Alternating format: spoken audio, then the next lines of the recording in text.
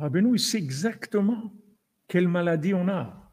Rabbeinu, il a vu exactement la maladie qui a. Non seulement il a vu, mais il est venu par rapport à cette maladie.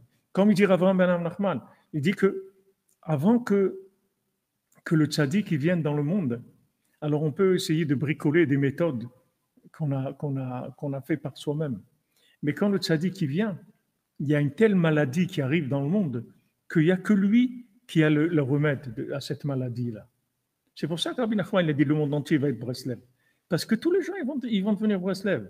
C'est pas parce que Breslev, c'est parce que tout simplement, c'est le médicament du monde, c'est tout.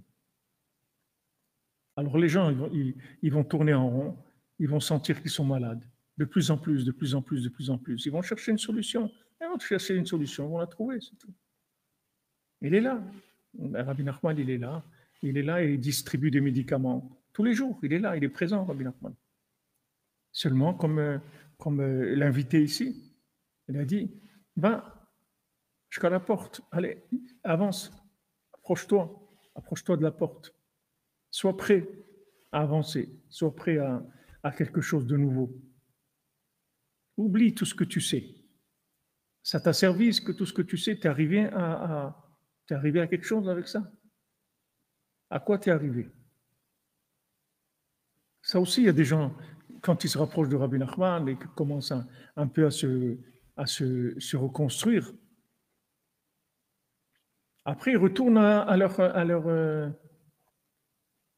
combine à eux.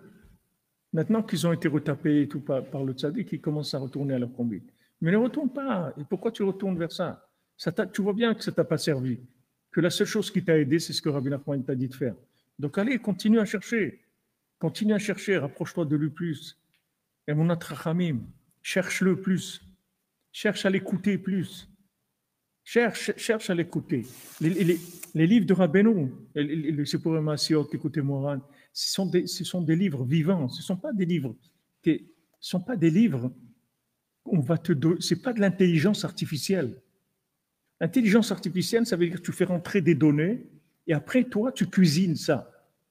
Rabbeinu, c'est pas comme ça. Rabbeinu, c'est pas de l'intelligence artificielle.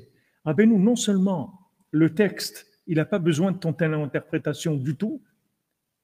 Le texte lui-même, il porte en lui la bina, il porte en lui le conseil. Il n'a pas besoin de toi. Mais dans le livre aussi, il y a aussi la force pour faire le conseil aussi. Et c'est un outil de communication avec le maître, parce que le maître, il se trouve dans son livre. Il est dans son livre. Il vit dans son livre.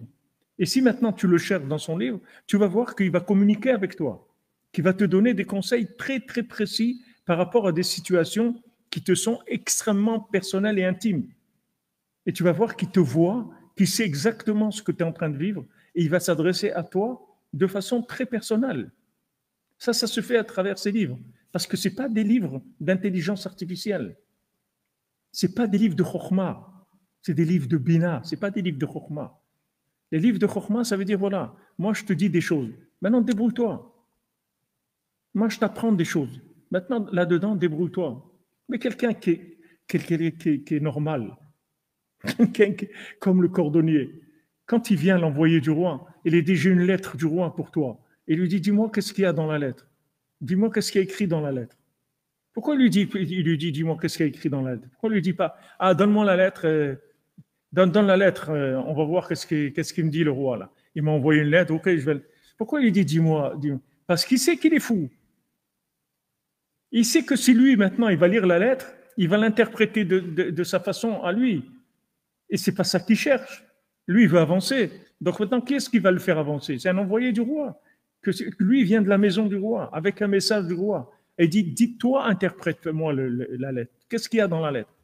Maintenant, il lui dit pas ce qu'il y a dans la lettre. Il lui lit pas tout ce qu'il y a dans la lettre. Il lui dit juste une phrase. Il lui dit, le roi, il veut te voir. C'est tout. Mais dans la lettre, il n'y avait pas écrit que ça. Le roi qui envoie une lettre, il n'écrit pas « je veux te voir ». Il n'écrit pas que ça. Il y a d'autres choses. Mais maintenant, s'il lit les autres choses, et à partir dans des interprétations de ça, de là, comme son ami, le génie, il commence à interpréter. Et il arrive comme conclusion que le roi, il n'existe pas. faut aller arriver avec toutes ces interprétations.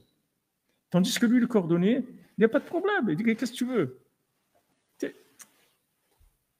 Comment vous voyez ce qu'on dit ici? C'est tellement simple. Et c'est tellement loin du monde. Et c'est simple. C'est, comme on dit, la vérité de la palisse. C'est des choses simples. C'est-à-dire, c'est simple. Tu ne peux pas. C'est si simple que tu ne peux pas le comprendre. C'est difficile quoi dans simplicité. Au début, quand je me suis rapproché de Breslev et tout, combien de gens proches m'ont reproché, m'ont dit, mais tu es influençable, tu te laisses influencer. Je dis, mais c'est ça la grandeur d'un homme, c'est de choisir qui est-ce qui va t'influencer. Pourquoi toi tu crois que tu n'es pas influençable? Toi tu crois que tu es libre? Qu'est-ce que tu as inventé le fil à couper le beurre? Qu'est-ce que tu as fait dans ta vie? Tu prends ce qu'il y a, ce que les gens ils ont décidé pour toi, de ce que tu vas manger, de ce que tu vas boire, de ce que tu vas apprendre. C'est ça que tu fais. Qu'est-ce que tu fais? Tu as inventé l'école, une école à toi? Tu as fait ton école à toi? Tu vas à l'école, c'est tout. Alors moi, je choisis l'école qui est bien pour moi, c'est tout. Tandis que eux, ils vont te mettre l'école qui est bien pour eux. Tandis que le maître, le tzaddik, lui, il cherche ce qui est bien pour toi, pas pour lui, parce qu'il n'a pas besoin de toi, lui. Il n'a pas besoin de toi du tout, du tout. C'est pas comme le système. Le système, il va te donner tout par rapport à ce que lui, il a besoin.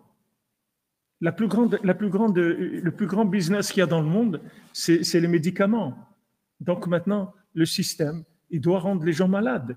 Parce que s'ils ne sont pas malades, il n'y a pas de travail. Il faut vendre des médicaments. C'est le plus gros business qu'il y a dans le monde. Donc, ils vont te mettre des maladies dans tout. Maintenant, ils disent, les bouteilles d'eau, trucs. Et chaque fois, tu entends un nouveau truc. Dans ça, ils ont renvoyé tout ça, ils ont vu qu'il y a un problème là-dedans.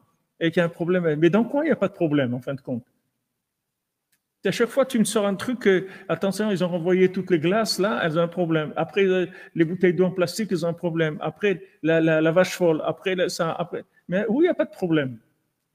Tout ce que vous fabriquez, c'est quoi? C'est pour nous rendre malades, pour nous vendre des médicaments, c'est tout. Donc, au contraire, il faut être intelligent, c'est-à-dire avoir une intelligence pratique, concrète.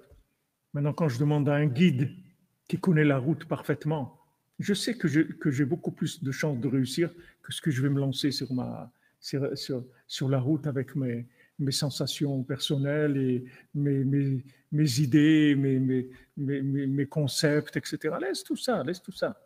Écoute un maître et avance, c'est tout. Le maître, il te dit, voilà ce qu'il faut faire dans ta vie. Fais ça, tu vas réussir. Il dit, voilà, parle avec Hachem, tu vas réussir. Lève-toi à Khatsot, tu vas réussir. Fais Tikkun Klali, tu vas réussir. Viens au Man, tu vas réussir. C'est tout. À part tous les autres conseils que Rabbeinu lui donne. Et une fois que maintenant, tu as les conseils généraux, que tu es branché sur les conseils généraux, après, il va pouvoir intervenir dans ta vie, dans chaque détail de ta vie. Tu vas voir qu'il va pas te laisser te tromper. Il va t'orienter vers ce qui est bien pour toi tout le temps. Parce que du moment où tu lui fais confiance, après, il y a un dialogue qui s'établit avec le tzaddik. Il peut intervenir à travers ses enseignements, à travers tout ce qu'il y a dans le monde. Il peut intervenir. Mais pour ça, il faut qu'il y ait un rapport de confiance. Une fois que tu lui as fait confiance, alors après, il peut intervenir dans ta vie. Et il peut vraiment t'empêcher de faire des bêtises, de te perdre. Et d'un autre côté, il peut te permettre de trouver des choses que tout seul, tu n'aurais jamais trouvé, tu ne serais jamais imaginé que ça existait. Parce que quand tu lui fais confiance, après que tu aies fait ces conseils basiques, les conseils de base, ces conseils de base, ils vont servir dans le conseil. La plus grande valeur qu'il y a dans le conseil, c'est le contact avec lui. C'est ça qui est le plus important. C'est ça qui est le plus important dans le conseil. Ce n'est pas le conseil lui-même. Parce que si tu prends le conseil sans lui, il ne va pas marcher le conseil. Ce qui est le plus valable dans le conseil, c'est que à travers ce conseil, tu vas vivre avec lui. C'est ça qui est intéressant. C'est pour ça que l'approche du conseil, ce n'est pas une approche technique. C'est une approche de lien avec le tzaddik. C'est-à-dire que quand j'écoute le tzaddik, quand je fais un de ses conseils, en fait, je le fais parce que je l'écoute. C'est ça qui m'intéresse le plus. c'est de l'écouter. C'est pas le conseil. C'est pas que je me dis, voilà, il a donné un conseil, ouais, c'est super ce conseil, je vais faire le conseil. Le conseil, c'est une manifestation d'un lien avec lui. C'est-à-dire, quand tu vas faire le conseil, la partie la plus importante du conseil, c'est le lien que tu vas établir avec lui. Et maintenant, plus tu vas établir, plus le lien il va être fort, plus il va intervenir dans ta vie. C'est tout.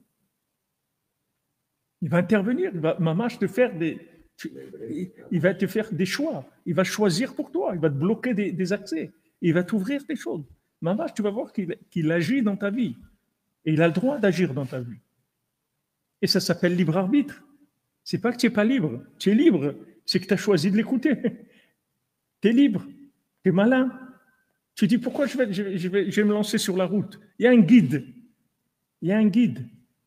Ce guide-là, il a montré tous ses diplômes, toutes ses connaissances et tout, connaît la route parfaitement. Comme il leur dit le Vatila, il dit, moi j'ai une lampe carte, j'ai la main. Dans cette main-là, il y a tout. Je vois votre vie. Vous croyez que vous allez aller là-bas, faire ça, regardez. Moi, je sais que là-bas, ça va se détruire, il ne va rien avoir du tout. Moi, je le vois ici. Donc, où vous allez? Non, mais on va aller chez ces gens, ils vont nous aider. Ils ne peuvent pas t'aider du tout. Ils ne vont pas t'aider du tout. Je le vois dans la carte. Je sais, je le vois. Qu'est-ce que tu viens interpréter quoi? Même si tu sais interpréter, tu as interprété quelque chose qui va changer. Tu crois que c'est comme ça, mais tu ne sais pas après ce qui va se passer. Toi, tu crois que c'est comme ça maintenant. Tu vois, on dit, mais je l'ai vu. Mais tu as vu quoi? Tu as vu ça maintenant. Mais cette chose-là, elle va évoluer. Le Baal Tefila, il voit jusqu'au bout l'histoire de la chose. Depuis le début jusqu'à la fin, ce qui va se passer avec cet endroit-là, avec ces gens-là, avec tout ça. Et il te dit, voilà ce qu'il faut faire. Fais comme ça, c'est tout.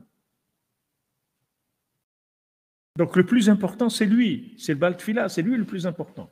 Ce n'est pas les conseils qu'il a donnés. Il faut faire les conseils. Pourquoi? Parce que les conseils, c'est le lien avec lui. C'est-à-dire, quand on fait un conseil de Rabbeinu, c'est comme ça qu'on établit un lien de confiance. Si tu as confiance dans quelqu'un, il faut qu'il y ait quelque chose qui manifeste cette confiance.